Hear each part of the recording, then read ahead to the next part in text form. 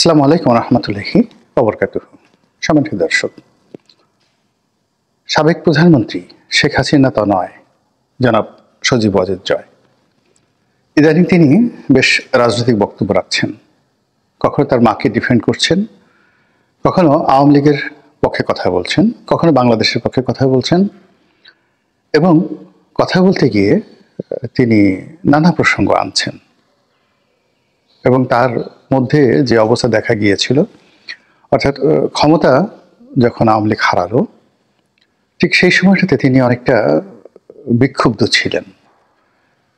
ভারসাম্যহীনতা দেখা যাচ্ছিল, তার কথায় ক্রোধ উপচে পড়ছিল এবং কথার কোনো ধারাবাহিকতা ছিল না। কিন্তু ইদানিং তিনি অনেকটা সংযত, তার কথাবার্তার মধ্যে যথেষ্ট পলিটিক্যাল ম্যাচুরিটি রয়েছে এবং তিনি বেশ কয়েকটি আন্তর্জাতিক যে গণমাধ্যম, সেই গণমাধ্যমে যে সাক্ষাৎকারগুলো দিয়েছেন, প্রায় সব সাক্ষাৎকারগুলোই মানুষের দৃষ্টি আকর্ষণ করেছে। বিশ্বে যে সকল রাজনৈতিক বলয় রয়েছে, যে বলয়গুলো বাংলাদেশ নিয়ে কাজ করে, তারা রীতিমতো জনাব সজীব ওয়াজেদের যে বক্তব্য, সেই বক্তব্যকে যথেষ্ট গুরুত্বের সঙ্গে গ্রহণ করেছে এবং গণমাধ্যমগুলো সেগুলো প্রচার করার পর আরও অনেক গণমাধ্যম জনাব সজীব ওয়াজেদ জয়ের ব্যাপারে আশাবাদী। কিন্তু এখানে ব্যক্তিগতভাবে আমি তার কিছু ভিডিও ফুটেজ দেখেছি। সেই ভিডিও ফুটেজ আমার কাছে মনে হচ্ছে তার ড্রেস কোড এবং তার যে ক্যামেরা সেট আপটা, এটা আসলে সঠিক হয়নি। কিংবা কথা বলার মধ্যে তার যেভাবে ধীরতা থাকা দরকার, স্থিরতা থাকা দরকার, তার পরিবর্তে তাকে অনেকটা যাকে বলে বিধ্বস্ত মনে হচ্ছিল। এখানে রাজনীতিতে আপনি যে অবস্থায় থাকেন না কেন, ফাঁসির মঞ্চে দাঁড়িয়েও আপনাকে হাসতে হবে। আপনাদের মনে আছে যে যখন সালাউদ্দিন কাদের চৌধুরীকে সেই আইসিটি কোর্টে, এখন যেখানে শেখ হাসিনার ফাঁসি হলো বা মৃত্যুদণ্ড হলো, তো সেখানে শেষ দিন পর্যন্ত সালাউদ্দিন কাদের চৌধুরী যে বক্তব্য দিয়েছেন, কথাবার্তা বলেছেন, ফলে এখন সালাউদ্দিন কাদের চৌধুরী নেই, কিন্তু তার সেই বক্তব্যগুলো জীবন্ত হয়ে উঠেছে। তা আমরা বিভিন্ন সময়ে বিপদে পড়ি, সুখে থাকি, শান্তিতে থাকি, উল্লাসের মধ্যে থাকি, কিন্তু রাজনৈতিক যারা ব্যক্তিত্ব রয়েছেন, তাদের জীবনের একটা ধারাবাহিকতা থাকা দরকার। তারা সর্বাবস্থাতেই তাদের সাহস এবং শক্তি প্রদর্শন করেন।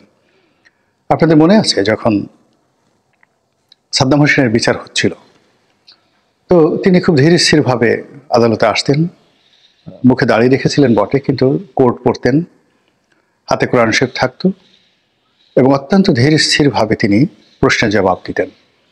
রাগ হতেন না। তার সেই সিংহ বিক্রম নিয়ে তিনি বলতেন যে, বিচারককে বলতেন যে, আপনি স্মরণ করুন, আপনি আমার অধীন বিচারক ছিলেন এবং আমি এখনো দেশের বৈধ প্রেসিডেন্ট। আপনি পশ্চিমাদের দোসর হয়ে আমাকে বিচার করছে, যে কথাবার্তাগুলো বলছেন, সেই কথাবার্তা বলার আগে নিজের বিবেককে জিজ্ঞাসা করুন, আপনার দেশের মাটি এবং মানুষের কথা চিন্তা করুন এবং আগামী দিনের কথাগুলো চিন্তা করুন। বিশ্বাস করেন, এই দৃঢ়তা, এই শব্দচয়ন, এই ব্যক্তিত্ব, এই রাজস্বিকতা যখন সাদ্দামের অভিব্যক্তিতে ফুটে উঠছিল, সেই বিচারক তার বিচারকের চেয়ারে বসে রীতিমতো অজ্ঞান হবার পর্যায়ে পৌঁছে গিয়েছিলেন। আরেকটি ঘটনা সাদ্দামের মনে পড়ে, সেটি হলো তার চূড়ান্ত রায় হয়ে গেল, তিনি ফাঁসির মঞ্চে যাচ্ছেন। তো ওই সময়টিতে বেশ কয়েকজন আমেরিকান সৈনিক সার্বক্ষণিকভাবে তার সঙ্গে ছিলেন এবং তারা যে কোনোভাবে, যাকে বলা হয়, সাদ্দামের প্রেমে মুগ্ধ হয়ে গিয়েছিলেন। তার ব্যক্তিত্ব দ্বারা, তার ব্যবহার দ্বারা, তার আচরণ দ্বারা তারা অনেকটা ডিভোটেড হয়ে পড়েছিলেন। তো এই অবস্থাতে ফাঁসির মঞ্চে যখন সাদ্দাম যাচ্ছেন, তখন সেই আমেরিকান সৈন্যরাও তার সঙ্গে যাচ্ছেন এবং একজন আমেরিকান সৈন্য সহসা কেঁদে দিলেন। সাদ্দাম ফিরলেন। ফেরার পর তিনি তার কাঁধে হাত রাখলেন এবং বললেন, বৎস, চিন্তা করো না এবং ভয় পেও না। তো দেখুন, যিনি ফাঁসির মঞ্চে যাচ্ছেন, তিনি তার একজন প্রিয় ভাজন, যে কিনা শত্রু সেনা, তাকে সান্ত্বনা দিচ্ছেন এবং বলছেন, ভয় পেও না। বিশ্বাস করেন, এই কথা শোনার সঙ্গে সঙ্গে সেই আমেরিকান সৈন্য জ্ঞান হারিয়ে ফেলেছিলেন, অজ্ঞান হয়ে পড়েছিলেন। এটা হলো রাষ্ট্রনায়কোচিত অভিব্যক্তি। তো সেক্ষেত্রে জনাব সজীব ওয়াজেদ জয় আওয়ামী লীগের মতো একটা বড় রাজনৈতিক দলের মুখপাত্র। তিনি তার মাকে রিপ্রেজেন্ট করছেন, দলকে রিপ্রেজেন্ট করছেন, বঙ্গবন্ধুকে রিপ্রেজেন্ট করছেন, শেখ পরিবারকে রিপ্রেজেন্ট করছেন। তো কাজেই তাকে আমেরিকান স্টাইলে কথা বললে হবে না। বাংলা তাকে জানতে হবে, বাংলা তাকে অনুসরণ করতে হবে এবং তাকে লিখিত বক্তব্য দিতে হবে। তিনি যে ভিডিওগুলো করছেন, সেই ভিডিও চেয়ারে বসে তিনি যেভাবে করেন, সেই চেয়ারটা আসলে সুন্দর হচ্ছে না।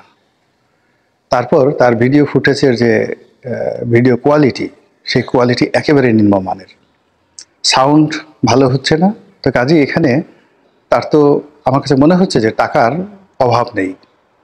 প্রাচুর্য নাও থাকতে পারে, কিন্তু তিনি এতটা অভাবগ্রস্ত নন যে একজন প্রফেশনাল ক্যামেরাম্যান দিয়ে তিনি তার যে ভিডিও ফুটেজগুলো তিনি রাখবেন, সেখানে ক্যামেরা, লাইট, সাউন্ড, অ্যাঙ্গেল, এই বিষয়গুলো তিনি খেয়াল করবেন যেন তার ছবিটা চমৎকার আসে, যেন তার বক্তব্যগুলো মানুষের কাছে দৃষ্টিনন্দন হয় এবং তার উপস্থিতি, তিনি যেভাবে একদম চেয়ারে বসে, চিত হয়ে চেয়ারে বসে কথাবার্তা বলছেন, এটা আসলে তার প্রতিপক্ষ, তারা যাকে তিনি ভয় দেখাতে চাচ্ছেন, তারা এই বিষয়টিকে ভয় তো পাচ্ছে না, উল্টো ফেলে তার যে দৈন্যতা, এটা প্রকাশিত হয়ে যাচ্ছে। তো এনিওয়ে, এটা আমার একান্ত নিতান্ত ব্যক্তিগত মন্তব্য। তিনি কিভাবে গ্রহণ করবেন বা তার লোকজন কিভাবে গ্রহণ করবেন, সেটা তাদের ব্যাপার। আমি তার বক্তব্য নিয়ে আলোচনা করব। তিনি কতগুলো বিষয় সামনে নিয়ে এসেছেন। প্রথমত, তার মায়ের যে বিচার, সেই বিচার নিয়ে তিনি আহাজারি করছেন। তিনি যে প্রসঙ্গ নিয়ে কথা বলছেন, আমার কাছে এগুলো প্রাসঙ্গিক মনে হয় না। এর কারণ হলো, ধরুন আমার বিচার হচ্ছে বা আপনার বিচার হচ্ছে, তো যিনি মজলুম তিনি আহাজারি করেন, তার পক্ষে যতই সাফাই গান না কেন, ওটি জনমনে কখনো প্রতিক্রিয়া তৈরি করে না। বরং শেখ হাসিনার বিষয় নিয়ে যদি কোনো পরিচিত প্রিয় মুখ, সেটা আমেরিকার হতে পারে, সেটা কানাডার হতে পারে, সেটা ওই দেশের কোনো বিখ্যাত লোক হতে পারে, তাদের মাধ্যমে যদি এই বিষয় নিয়ে কোনো বক্তব্য দেওয়া যেত বা দেওয়ানো হতো, সেটি খুব বেশি ইফেক্ট হতো। যেমন দেখুন, একটা সময় ডক্টর তাহের আল কাদেরী অত্যন্ত প্রিয় একজন মুখ, ইসলামী বক্তা। তো তিনি বক্তব্য দেওয়া শুরু করলেন ইমরান খানের পক্ষে এবং তৎকালীন সরকারের বিপক্ষে। ভীষণ রকম মানুষ সেটা গ্রহণ করলো। তো এরকম প্রিয় মুখ লাগবে। আমাদের দেশের মানুষ ইউরোপ এবং আমেরিকার অনেক বিখ্যাত মানুষের লেকচার শুনেন। তো সে সমস্ত প্রিয় মুখ যারা বক্তব্য দেন, তাদের কাছ থেকে বক্তব্য আদায় করে আমেরিকার মতো সোসাইটিতে এটি কোনো সমস্যাই নয়, এটি কোনো সমস্যাই নয়। তো সেটা করা যেতে পারত। সেটা পলিটিক্যাল ব্যক্তি হতে পারে, সোশ্যাল ওয়ার্কার হতে পারে, এমনকি চলচ্চিত্রের যারা নায়ক নায়িকা রয়েছে, তাদেরকে দিয়েও কিন্তু এই বক্তব্য নেওয়া যেত। আমেরিকার অনেক হলিউড স্টার রয়েছেন যারা মূলত এখন কমার্শিয়ালি বক্তব্য দিয়ে বেড়ান এবং তারা রাজনীতি করেছেন। যেমন শোয়ার্জনেগার আছেন, ক্যালিফোর্নিয়ার সেই মানে যাকে বলে গভর্নর ছিলেন। এরবারে আরও অনেক অনেক যাকে বলে, এমনকি আপনি যদি চান জর্জ ডব্লিউ বুশকে দিয়ে কোনো বক্তব্য দিতে পারেন, গ্রহণ করতে পারেন, লারা বুশকে দিয়ে কোনো বক্তব্য দেওয়াতে পারেন। এই বক্তব্যগুলো যেহেতু তারা মানে অত্যন্ত অভিজ্ঞ, তারা জানে কি করে বক্তব্য দিতে হয়। এমনকি জো বাইডেন তিনিও বক্তব্য দিতে পারেন, তার সেই বক্তব্য অনেক যাকে বলে পয়েন্টিভ হবে, আকর্ষণীয় হবে। বারাক ওবামা যদি বক্তব্য দেন, এটা সম্ভব। তো সেই পলিটিক্যাল যে বিষয়গুলো বাংলাদেশে যা কিছু ঘটছে, এগুলোকে এনক্যাশ করে ঠিক তারা যে শেখ হাসিনার পক্ষে দালালি করবে, কিংবা তারা যে আইসিটি কোর্ট নিয়ে বলবে, বিচার নিয়ে কোনো বলবে না, তারা রাজনীতি নিয়ে এমন কথা বলবে, এটা আপনাকে শিখিয়ে দিতে হবে না। যে কথা সজীব ওয়াজেদ জয় ৩৩ বছর বসে বলবেন এবং যে উপকার হবে তার চেয়ে অনেক অনেক বেশি উপকার হবে তাদের, মাত্র 1 মিনিটের যদি কোনো বাইট সংগ্রহ করা যায়। সেই কাজগুলো না করে বারবার শুধু সজীব ওয়াজেদ জয়, বারবার শুধু আওয়ামী লীগের অপ্রিয় কতগুলো মুখ, আমি নাম বললাম না, যেই মুখগুলো বাংলাদেশের জনগণের নিকট ভীষণ রকম অপছন্দের, আর যে কণ্ঠ, তাদের কথাবার্তা, তাদের কর্মকাণ্ড, এগুলো এখন পর্যন্ত ট্রল হয়। যেমন ধরেন ডক্টর হাসান মাহমুদ, তিনি দাঁড়িয়েছেন, সেই ইংল্যান্ডে। তো এখন শেখ হাসিনার যারা একান্ত প্রিয়জন বাংলাদেশে আছেন, তো সেই প্রিয়জন যারা বাংলাদেশে আছেন তাকে ফিল করেন, তার জন্য অনেক কিছু করতে চান, কিন্তু তারা যখন দেখেন যে তারা যে বিষয়গুলো বলতে চান, যে অনুভূতিগুলো ধারণ করেন, সেই অনুভূতিগুলো ডক্টর হাসান মাহমুদের মুখ থেকে আসতেছে নাও, যিনি প্রবাসে আছেন, পলাতক হিসেবে আছেন এবং যার বিরুদ্ধে অসংখ্য বদনাম, তিনি শেখ হাসিনার পক্ষে কথা বলছেন। মুহূর্তের মধ্যে যারা বাংলাদেশে আছেন তারা আহত হয়ে যাচ্ছেন। তো এভাবে আসলে দেশের বাইরে দাঁড়াতে পারেন সবাই, হাসান মাহমুদ দাঁড়াতে পারেন, অন্যান্য যারা আছেন হাজার হাজার মানুষ দাঁড়াতে পারেন, কিন্তু কথা বলার ক্ষেত্রে এমন মুখ আনা উচিত, এমন ব্যক্তিত্ব আনা উচিত যারা কিনা জনগণের নিকট গ্রহণযোগ্য অথবা অপরিচিত অথবা খুবই পরিচিত, সেটা দেশি মানুষ হন বা বিদেশি মানুষ হন কিংবা কলকাতার মানুষ হন। এই কাজটি আওয়ামী লীগ ভুল করে যাচ্ছে, একটার পর একটা তারা সেই ভুল করে যাচ্ছে। ভুল করার ফলে কি হলো, বর্তমানে যারা শেখ হাসিনার বিরুদ্ধে, আওয়ামী লীগের বিরুদ্ধে অ্যাকশনে আছেন, তারা সঙ্গত কারণেই একটা ভালো ফ্লোর পেয়ে যাচ্ছেন। এখানে প্রিয় মুখ ছাড়া, ভালো মুখ ছাড়া এই কথা বলানোটা ঠিক হবে না, এর চেয়ে চুপ থাকা ভালো। তো যেটা বলছিলাম, সজীব ওয়াজেদ জয় যে কয়টি ভিডিও ফুটেজ দিয়েছেন, অর্থাৎ তিনি যে সাক্ষাৎকারগুলো দিয়েছেন সেইগুলোর বক্তব্য ব্যাপকভাবে নন্দিত হয়েছে, কিন্তু তার যে প্রেজেন্টেশন, তার যে উপস্থাপন, তার যে বডি ল্যাঙ্গুয়েজ এবং তিনি যে ভাষায় কথা বলছেন, যেভাবে শব্দ চয়ন করছেন, বিশ্বাস করেন এটা বাংলাদেশের কারোরই ভালো লাগেনি, এমনকি কট্টর যারা আওয়ামী লীগ তাদেরও ভালো লাগেনি। তিনি যদি ইংরেজিতে বলতেন, এবং একটা ব্যাপার হলো মানুষের মুখে স্মাইল, এই যে তার যে বিপদ যাচ্ছে এই মুহূর্তে স্মাইলিং ফেস দরকার নেই, কিংবা এই মুহূর্তে যাকে বলা হয় মানে খুব হাসাহাসিরও দরকার নেই বা খুব গম্ভীর হওয়ার দরকার নেই। কথা কিভাবে বলতে হয় সেটা হলো মর্গান ফ্রিম্যান, সেই বিখ্যাত আমেরিকান অ্যাক্টর মর্গান ফ্রিম্যান, যাকে এই কাতারের যে অলিম্পিক হলো সেটির যিনি উদ্বোধন করেছেন। তো মর্গান ফ্রিম্যানের বক্তব্য অনুসরণ করা যেতে পারে যে কিভাবে আসলে একটা সিরিয়াস বিষয়কে বলা যায়। মর্গান ফ্রিম্যান একজন ব্ল্যাক, কালো ম্যান, কালো মানুষ, কিন্তু তার কেবলমাত্র কণ্ঠ, শব্দচয়ন, উচ্চারণ এবং তার অভিব্যক্তি সারা পৃথিবীর কোর্স অফ অ্যাকশনকে চেঞ্জ করে দিতে পারে। একইভাবে আরেকজন ব্যক্তি আছেন ডেনজেল ওয়াশিংটন, আরেকজন কালো মানুষ, কত অসাধারণ। অপরাহ্ন উইনফ্রে কিভাবে কথা বলেন। তো আমেরিকার মতো একটা জায়গাতে থেকে এই বর্তমান সময়টিতে আপনি বাংলাতে বলেন বা ইংরেজিতে বলেন, সেই বক্তব্য যাদের উদ্দেশ্যে বলবেন তাদের জন্য ইতিবাচক হতে হবে, নেতিবাচক হতে হবে, ভয়ের বাসার ব্যাপার হতে হবে। আদারওয়াইজ দলকে এবং জনাব সজীব ওয়াজেদ জয়কে কাঙ্ক্ষিত মাকামে পৌঁছাতে দেবে না। তো যেটা বলছিলাম যে জনাব সজীব ওয়াজেদ জয় ইংরেজিতে একটি শব্দ উচ্চারণ করেছেন, যাতে তিনি বলার চেষ্টা করেছেন যে আওয়ামী লীগকে যদি নির্বাচনের বাইরে রাখা হয় তাহলে আওয়ামী লীগ সেই নির্বাচন হতে দেবে না, এক। এবং এখানে তিনি বিশৃঙ্খলার যে কথা বলেছেন, কার্যত সেটি গৃহযুদ্ধের কথা বলা হচ্ছে। এখন বাস্তবতা হলো যে আওয়ামী লীগ এই মুহূর্তে প্রকাশ্যে এসে গৃহযুদ্ধ করতে পারবে কিনা, তারপর বিদ্রোহ বিপ্লব করতে পারবে কিনা এবং প্রতিপক্ষের সঙ্গে লড়াই এবং সংগ্রাম করতে পারবে কিনা, একেবারেই না। এবং আগামী বহুদিন পর্যন্ত এই জন্য অপেক্ষা করতে হবে। এখানে একটা বিষয় আওয়ামী লীগকে বুঝতে হবে, জনাব সজীব ওয়াজেদ জয়কে বুঝতে হবে যে এখানে আওয়ামী লীগের প্রতি এখনো সহানুভূতি তৈরি করা হয়নি। মানুষ যেই লাউ সেই কদু বলে শেখ হাসিনাকে স্মরণ করছেন বর্তমান সরকারের ব্যর্থতাকে মনে করার জন্য, কিন্তু কেউ কিন্তু বলছেন না যে শেখ হাসিনার জমানাতে এই ভালো ছিল, এই গণতন্ত্র ছিল, এই সুশাসন ছিল, আমরা এই ভালো কাজগুলো করেছি। এটা কগনিজেন্সে নিতে হবে। মূল ব্যাপার হলো বর্তমান সরকার যদি সফল হতেন, তারা যদি ভালো কাজ করতে পারতেন, তাহলে আওয়ামী লীগের নাম গন্ধ নেওয়ার কোনো সুযোগ ছিল না। এবং এখন পর্যন্ত এই যে দেখুন, রায় ঘোষণার পরে যেভাবে ৩২ নম্বর ভাঙার জন্য হাজার হাজার মানুষ সারাটা রাত সেখানে লড়াই করলেন, সংগ্রাম করলেন, পুলিশের টিয়ার শেল তারা সেই মোকাবেলা করলেন, লাঠিচার্জের শিকার হলেন, এটি আওয়ামী লীগের বিরুদ্ধে যে ক্ষোভ কোন পর্যায়ে আছে এখনো পর্যন্ত এটা বোঝার জন্য যথেষ্ট। এখনো পর্যন্ত এই বাংলাদেশে মিলিটারিকে চ্যালেঞ্জ জানাচ্ছে, জলপাই রঙের পোশাক মানে মিলিটারিকে টিটকারি করছে, ওয়াকারকে গালাগালি করছে, ঠিক সেই অবস্থাতে যদি আপনি গৃহযুদ্ধের কথা বলেন, সেই অবস্থাতে আপনি একই সঙ্গে অনেকগুলো শত্রু, আপনি ওয়াকারকে শত্রু বানাচ্ছেন, মিলিটারিকে শত্রু বানাচ্ছেন, একবার আমেরিকার পক্ষে বলছেন, একবার আমেরিকার বিপক্ষে বলছেন, একবার ভারতের প্রশংসা করছেন।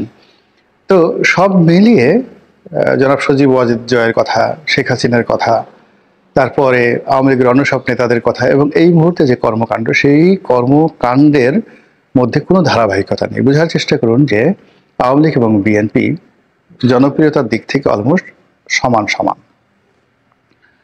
তো 15টি বছর বিএনপির উপর জুলুম চলেছে, অত্যাচার চলেছে সর্বোচ্চ পর্যায়ের। বিএনপি প্রাণান্ত চেষ্টা করেছে লড়াই করার, সংগ্রাম করার, কিন্তু জনগণকে তাদের লড়াই সংগ্রামের সাথে সম্পৃক্ত করতে পারেনি। এর কারণ হলো তারা সবসময় নিজেদের গান গেয়েছে। তারেক জিয়া দেশের বাইরে আছে, কত অভাবে আছে, অভিযোগে আছে, বেগম জিয়া জেলে যাচ্ছে, তার মতো একজন বয়স্ক মানুষের সঙ্গে এই ধরনের আচরণ করা ঠিক হচ্ছে কিনা, এই বিষয়গুলো নিয়ে বিএনপি অবিরতভাবে কান্নাকাটি করেছে। ফলে জনগণ যেটা মনে করেছে এই সমস্যাটা তো বিএনপির একান্ত ব্যক্তিগত সমস্যা। বিএনপির লোকদেরকে মামলা দেওয়া হচ্ছে, মোকদ্দমা দেওয়া হচ্ছে। এবং কেন দেওয়া হচ্ছে? বিএনপি একটা মিছিল করেছে, মিটিং করেছে। কেন মিটিং করেছে? খালেদা জিয়ার মুক্তির জন্য। কেন মিটিং করেছে? তাদের বিরুদ্ধে অবৈধ মামলা দিয়েছে এই কারণে।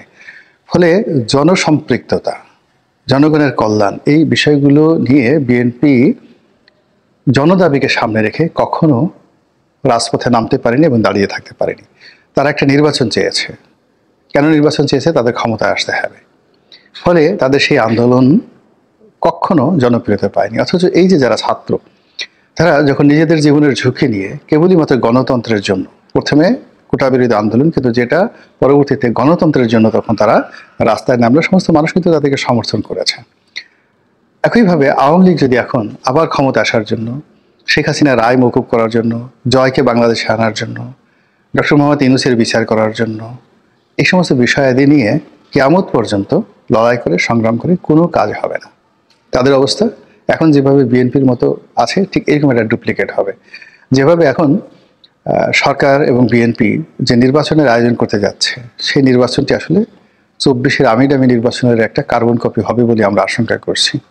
আবার এখন যেভাবে জনাব সজীব ওয়াজেদ জয় যে কাজগুলো করার চেষ্টা করেছেন, তার আউটপুট, তার সফলতা বড় জোর জনাব তারেক রহমান সাহেবের মতো হতে পারে। তো তারেক রহমান সাহেব আজকের দিন পর্যন্ত যে সফলতা অর্জন করেছেন, জয় যদি ঠিক একজন ডুপ্লিকেট তারেক রহমান হতে চান এবং সেইভাবে সফলতা অর্জন করতে চান, ইটস ওকে। কিংবা বেগম জি এখন যে অবস্থার মধ্যে আছেন, শেখ হাসিনা যদি ঠিক এরকম হতে চান, ইটস ওকে। কিন্তু তাকে যদি রিভাইভ হতে হয়, নতুন রাজনীতি শুরু করতে হয়, তাহলে সবার আগে এই যে তার যে সকল অপ্রিয় মুখ, অপ্রিয় মানুষ, দুর্নীতিবাজ থেকে শুরু করে যে সমস্ত বাজে মানুষ আছে, তাদের সবার সংসর্গ ত্যাগ করে নতুন একটা এরা তৈরি করতে হবে, নতুন বক্তব্য তৈরি করতে হবে। এবং সেই বক্তব্যগুলো কেবলই মাত্র দেশের জন্য, দেশের মানুষের জন্য। আওয়ামী লীগের জন্য, জয়ের জন্য, শেখ হাসিনার জন্য কেবলই মাত্র আওয়ামী লীগের একটা বিশেষ শ্রেণীর ডেডিকেটেড যারা লোকজন আছেন, তারা সময় দিতে পারবেন, কথা বলবেন, তাও নির্দিষ্ট সময় পর্যন্ত। কিন্তু যখনই সাধারণ মানুষের জন্য, দেশের জন্য, মাতৃকার জন্য আপনি আত্মত্যাগ করবেন, কাজ করবেন, তখন জনগণের মন পরিবর্তন হবে। কাজেই এখন যে অবস্থায় রয়েছেন, সেখানে বসে জনাব সজীব ওয়াজেদ জয় হয়তো আরও কিছু পটকা ফোটাতে পারবেন, আরও কিছু ককটেল ফোটাতে পারবেন, আরও কিছু বাসে আগ্নি কাণ্ড ঘটাতে পারবেন। কিন্তু একটি গৃহযুদ্ধ, একটি সংঘবদ্ধ আন্দোলন, লড়াই এবং সংগ্রাম করে বর্তমান সরকারকে হটিয়ে গণতন্ত্র প্রতিষ্ঠা করা আমেরিকাতে বসে এবং এই পলিসিতে বলতে গেলে এতটা অসম্ভব। একটা শুয়ের পেছন দিয়ে যদি একটা উট ঢুকানো হয়, এটা যেতেভাবে অসম্ভব, তার চেয়ে আমার কাছে বেশি অসম্ভব মনে হচ্ছে।